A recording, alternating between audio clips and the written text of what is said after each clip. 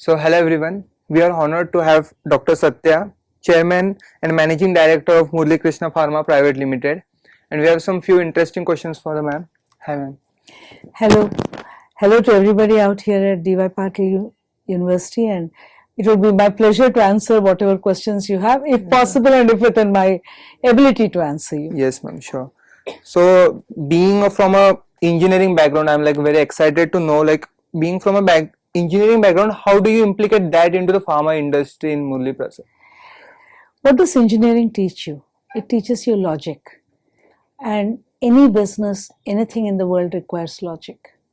And that is a fundamental thing which engineers are taught. That's why you find engineers in financial institutions, in pharmaceuticals, in any kind of an institute. The reason being that we learn logic first. So when we learn logic, what tends to happen is we try to find solutions. We believe no problem is without a solution. If there's a problem, there's a solution.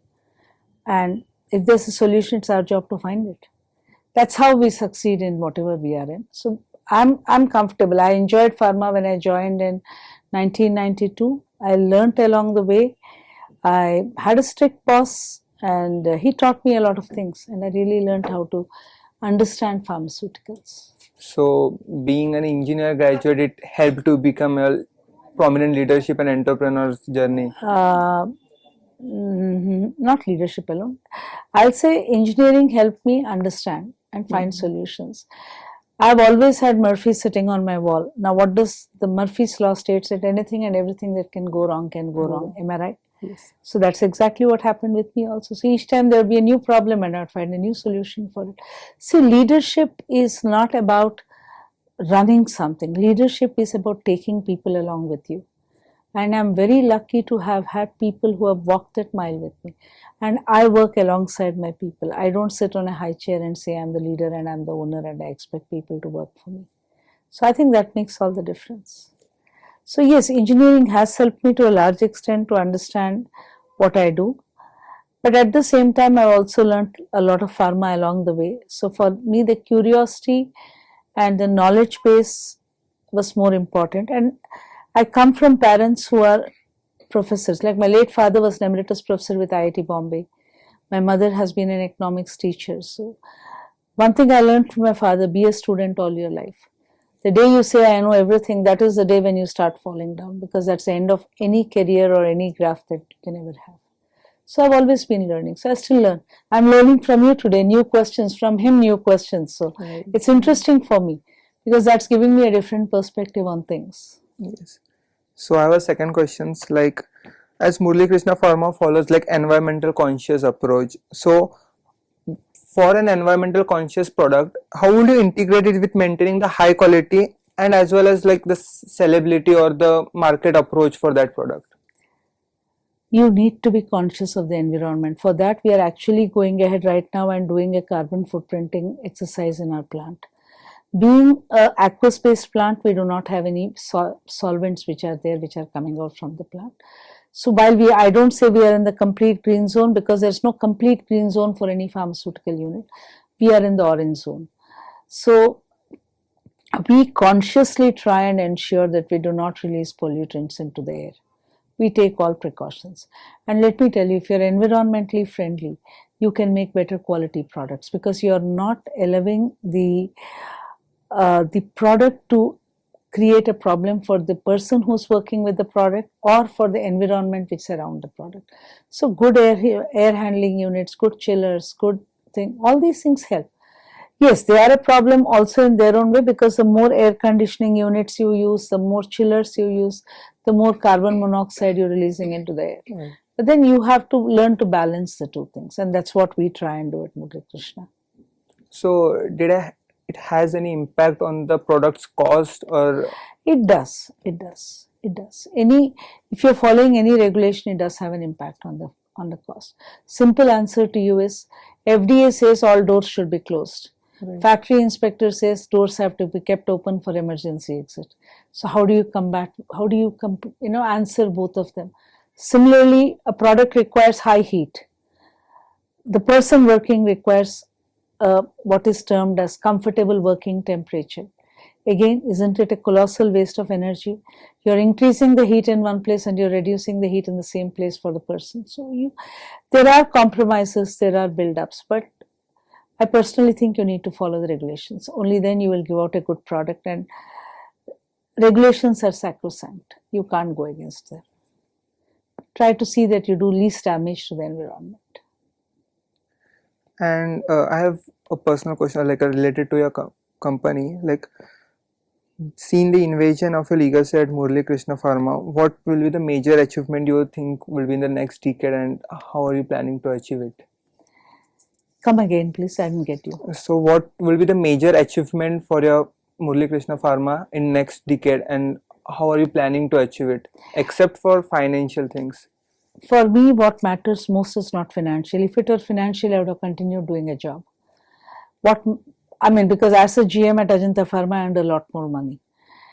But what matters to me is I create products which increase compliance for patients, reduce the drug dosage, reduce toxicity. So if you ask me what is my achievement over the coming decade, it would be increasing the number of products we do in the nano encapsulation technique process, creating new drug delivery systems which are aqueous based, creating systems which reduce the impact of the toxicity or the drug load on the patients, so that we have less CKD patients over a period of time. CKD is a major problem today. You find every alternate person going in for organ transplants or dialysis and all kinds of things. If I can help in reducing even 5% or 2% or 3% of that problem, I think I would have achieved what I want to achieve. For me, that's what matters. And in recent trends, we are seeing like AI and machine learnings are coming. It will take over majority of the parts of the jobs or majority of the sectors in the industry. So how are you looking to integrate that artificial intelligence and machine learning into the company productions or any part of the Murli Pharma? In fact, we have already integrated. We are working on a system. It's not for reducing manpower. It is more for trying to preempt or understand any problem zone. Like for example, when you are going to program AI into your production, if I'm able to understand that by using this API and this excipient and these excipients and these APIs, I'm going to get a probability result of 99% of assay, dissolution of 95%, impurities which are far below the required limits. That means I am sure about what product I am going to get out. One, you have a BMR. BMR does give you a very rugged system. But beyond the BMR, the story does start. That is, even with a BMR, a variation of even a mild excipient can increase the impurity levels or can create peaks in the chromatograms which are not acceptable. So there is a loss of drug, loss of space. Whereas if I have an AI integrated program that tells me very clearly, you put this much, you put this much, you put this much, you use this API, this excipient, you will get this result. Okay, use your second vendor, who is also your approved vendor. You may get an assay of this much, you may get a diso of this much. So predictability is the name of the game, and I would like to go for predictability softwares. It applies even in marketing. You do hundreds, or you send hundreds of mails to people. If I have a software that tells me, guys, sending a mail to this guy is of no use, he's not going to respond, because we have checked his, whatever are his deals with other companies, they don't work. He just takes information, don't go ahead. So AI for predictability for me is a very, very important tool. It saves a lot of time. Saves a lot of time, lot of energy, and makes sense to me. And can you share a moment where there was a significant challenge or kind of a failure into the opportunity or growth of the company, and how would you change it to become an opportunity to grow the company? So change in a challenge into a growth for the company. 2 times it happened. Once it happened in 2008, 9, 10.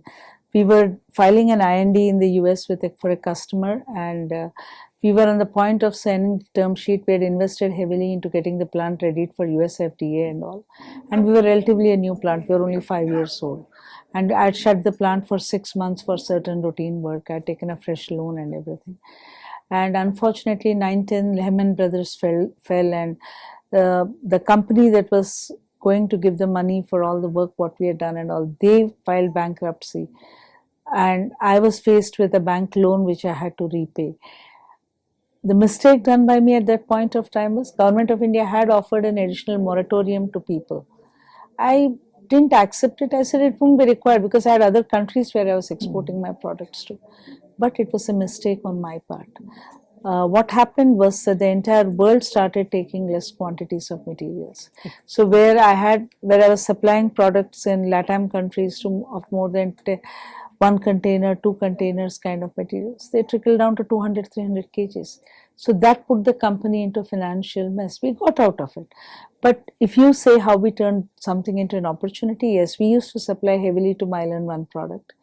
And there came a time when there were some issues not related to the product supplies or anything, but related to certain other things. And I suddenly realized that it was single customer, single product I was doing. And if there is a problem there, I get into serious trouble. So immediately I changed the focus. We moved into multi-products. We moved into a different kind of a zone altogether. So yes, failures are a stepping stone. Never repeat the same failure. I tell people, you can make mistakes. You have every right to make mistakes. You're human. You're not God. So you will make a mistake. But if you make a mistake and you try and walk over that mistake, ensure you don't repeat that mistake. I think you're fine. Ma'am, I have a last question. As our theme is building a leadership, pharma leadership. So many of times we have a particular emotions to a product or to something that might not work, but we have our emotions connected. So we think kuch to karke we'll have to make it work. So how to deal with that emotional imbalance? My story is simple, my friend. You have as much emotional love for any product. It's fine. But know when you have to turn back, because there is a point where you feel that you've invested more time. It could be time, it could be money. There should be a point where you should know, I should cut my losses now. If you don't understand that period, you're going to make a mistake. You tell yourself, whatever I've done, I put it on one side. I'll revisit it in future. Maybe I'll come up with new ideas at that time. It's not working today. So let me keep it on hold for a while and let me move on to other things which can work. And then come back to it. I'm not saying dump that product, but do not waste more time and energy on it. Revisit it when you're more ready for it. Yes. Thank you, ma'am. That's all for Thanks today. a lot. A pleasure meeting all of you. Take care.